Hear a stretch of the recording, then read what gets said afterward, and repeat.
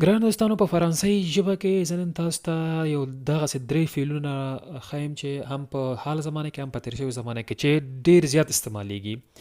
اول بواغ دی. ګرانو دوستانو دا بواغ سکلو ته وایي.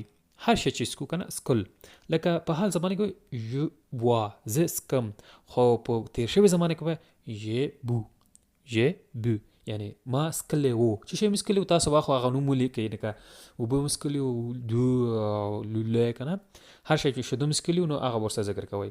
او دویم چې دی دیغ ویل کنه زه وایم ته وایې. د دې حال زمانه کې څه عمل کیږي؟ ژ دی زه وایم، ژ دی زه وایم، ژ دی زه وایم. او په تیر شوې زمانه کې ژ دی کنه ژ الته ژ دی دلته ژ دی کنه. او بل ما ویلو کنه دلته وایي ژ دی ما ویلو، ژ دی ما زه وایم. صحیح شو. او بل چې دی ایمه یعنی خوښول. صحیح شو. ژیم زه خوښوم، ژیم لیور زه کتابونه خوښوم. او په تیر شوې زمانه کې به څنګه وایو؟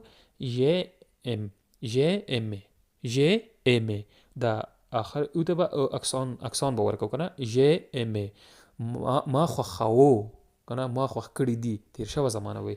ګران دوستانو دغه درې فعلونه ډیر زیات تکرار کړئ او خپل ورته ځان ته جملې ورته جوړې کړئ او وی کاروئ، ان شاء الله تاسو ته به ډیره عادي شي.